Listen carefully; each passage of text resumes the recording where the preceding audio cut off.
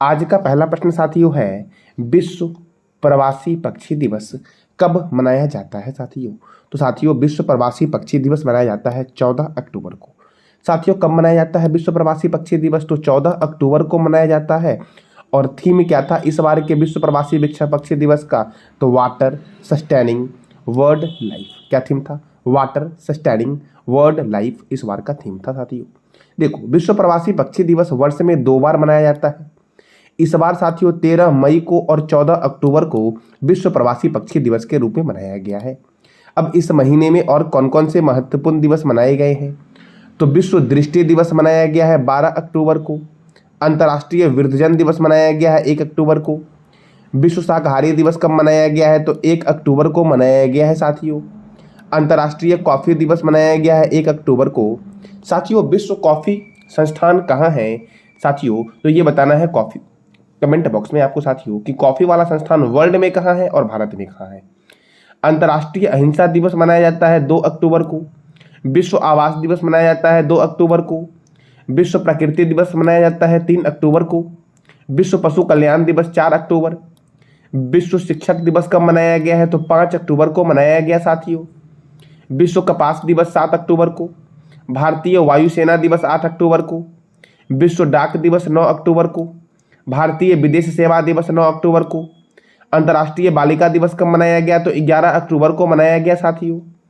अब अगला प्रश्न आपका है, हाल ही में किस देश के पूर्व कप्तान एलिस्टर कुक क्रिकेट से संन्यास लेने की घोषणा की साथियों? तो एलिस्टर कुक ने अभी हाल ही में संन्यास लेने की घोषणा की है। यही है, आपको इमेज में दिख रहे होंगे एलिस्टर कुक साथियों। इनका संबंध किस खेल से है? तो क्रिकेट से है। और ये कहाँ के हैं? तो इंग्लैंड के हैं साथियों। अब यह इंग्लैंड के हैं तो इंग्लैंड से क्या प्रश्न बनता है आपका है? देखो, इंग्लैंड को बोलते हैं यूनाइटेड किंगडम।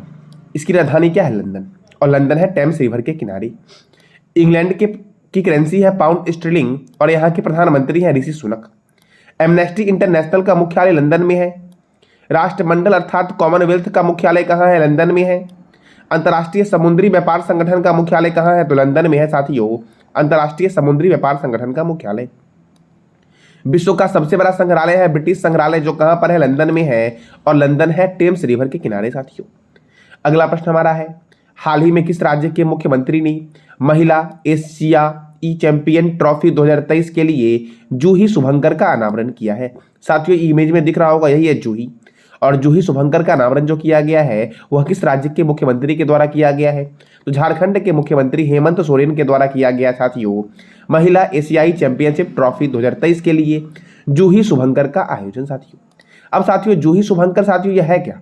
तो शुभंकर जूही बेतला नेशनल पार्क में प्यारे हाथी से प्रेरणा लेती है साथियों। क्या मैंने बोला कि शुभंकर जूही जो आपका है वह बेतला नेशनल पार्क जो झारखंड में है वहां पे प्यारे हाथियों से प्रेरणा लेती है ये जूही शुभंकर।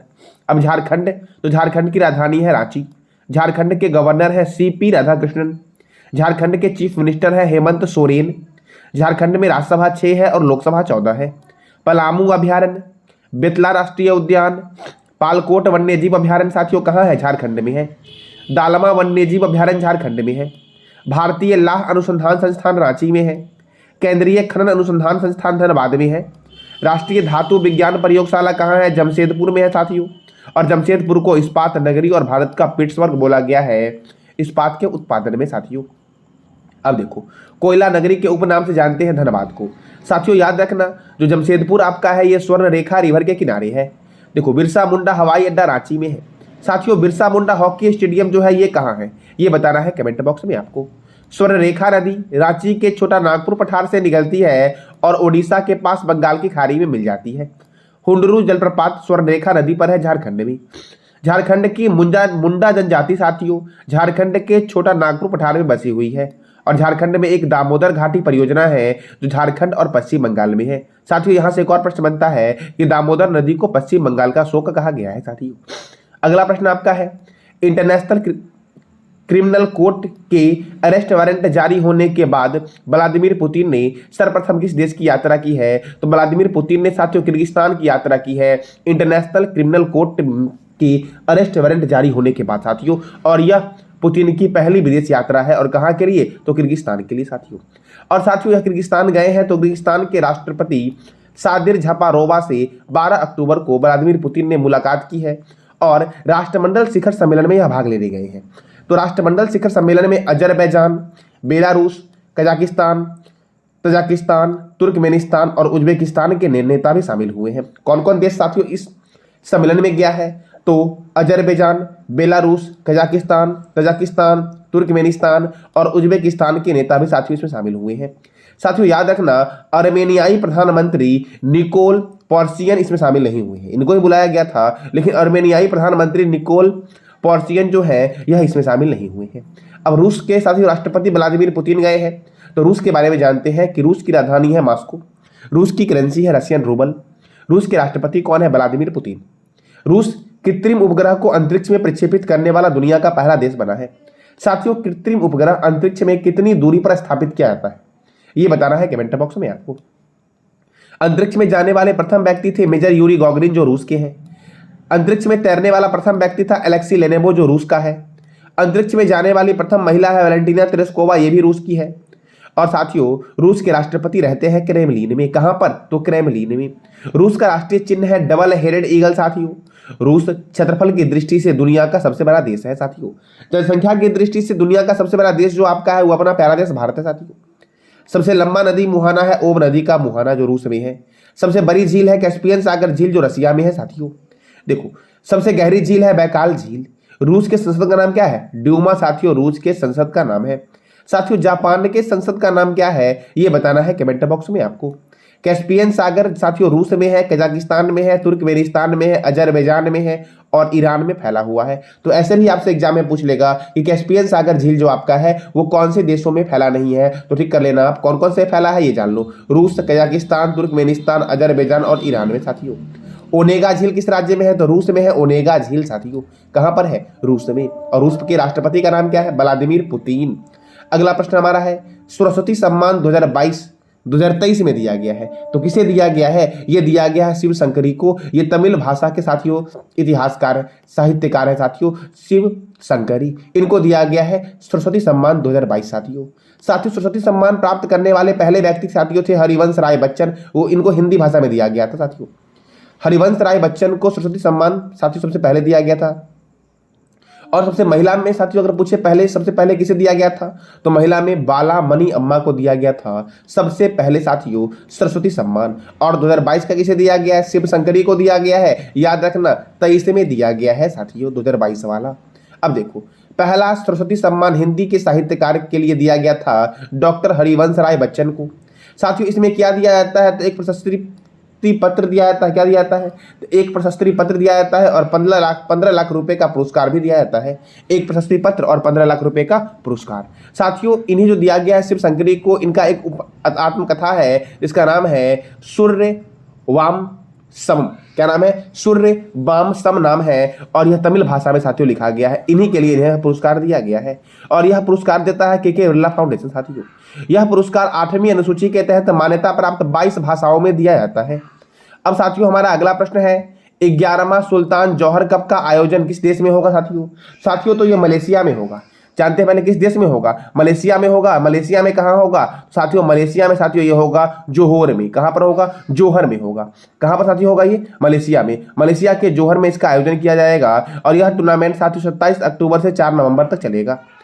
इस साल साथियों इस संस्करण में 8 टीमें होगी और सुल्तान जौहर कप का संबंध साथियों किस खेल से है? तो जौहर कप का संबंध हॉकी से है और ये कहां पर होगा? जोहोर में। साथियों इसका आयोजन होगा मलेशिया के जोहोर में जौहर कप का आयोजन। साथियों अब मलेशिया में होगा तो मलेशिया की राजधानी क्या है? कुआलालंपुर है। मलेशिया के प्राइम मिनिस्टर कौन है? अनवर इब्राहिम है मलेशिया के प्राइम मिनिस्टर। और मलेशिया की करेंसी क्या है? मलेशियन रिंगिट है मलेशिया की करेंसी। साथियों खोन रामलीला जो होता है वो मलेशिया में ही होता है, खोन रामलीला। अगला प्रश्न हमारा है हाल ही में उत्तर प्रदेश राज्य का कौन सा शहर पहला सौर शहर बनेगा? साथियों पहला सौर शहर जो बनेगा ये अयोध्या बनेगा। अयोध्या उत्तर प्रदेश का अयोध्या शहर बनेगा उत्तर प्रदेश का पहला सौर शहर। साथियों भारत का पहला सौर शहर कौन बना है? तो सांची बना है। कौन बना साथियों? सांची। सांची जो साथियों है ये मध्य प्रदेश में आपका सांची है। और साथियों सांची जो आपका है सांची का स्तूप भी है जिसका निर्माण कराया गया था अशोक के द्वारा। तो अशोक किस वंश के थे ये बताना है आपको कमेंट बॉक्स में। अब साथियों इस चारों ऑप्शन से भी आपका प्रश्न बनता है कि अयोध्या है सरयू नदी के किनारे, कानपुर है गंगा रिवर के किनारे, लखनऊ है गोमती रिवर के किनारे, और मथुरा साथियों यमुना रिवर के किनारे है मथुरा साथियों। अब साथियों उत्तर प्रदेश, तो उत्तर प्रदेश की कैपिटल क्या है? लखनऊ। उत्तर प्रदेश के मुख्यमंत्री कौन है? योगी आदित्यनाथ। उत्तर प्रदेश के गवर्नर कौन है? आनंदीबेन पटेल। यहाँ पर राज्यसभा 31 है और लोकसभा 80 है। दुधवा राष्ट्रीय उद्यान, बखीरा वन्य जीव अभ्यारण्य किस राज्य में है? उत्तर प्रदेश में। पीलीभीत राष्ट्रीय उद्यान, रामगंगा परियोजना रामगंगा नदी पर है, उत्तर प्रदेश में। रिहंद परियोजना रिहंद नदी पर है। शारदा परियोजना शारदा और गोमती नदी पर है। भारतीय चीनी तकनीकी संस्थान कानपुर में है। भारतीय दलहन शोध संस्थान कहाँ पर है? तो कानपुर में है साथियों। औद्योगिक विश्व विज्ञान अनुसंधान केंद्र लखनऊ में है। केंद्रीय औषधि अनुसंधान केंद्र लखनऊ में है। केंद्रीय वनस्पति अनुसंधान केंद्र लखनऊ में है।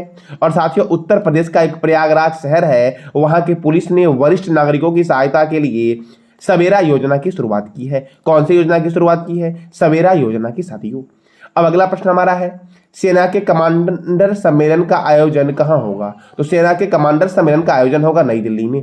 कहाँ पर होगा? नई दिल्ली में साथियों। और साथियों केंद्रीय रक्षा मंत्री राजनाथ सिंह साथियों इसमें शामिल होंगे। अब साथियों नई दिल्ली में होगा, तो नई दिल्ली से हमारे बहुत सारे प्रश्न बनते हैं एग्जाम के पॉइंट ऑफ व्यू से, जैसे कि telecom regulatory authority of India का हेडक्वार्टर नई दिल्ली में है। यूनियन पब्लिक सर्विस कमीशन का हेडक्वार्टर नई दिल्ली में है।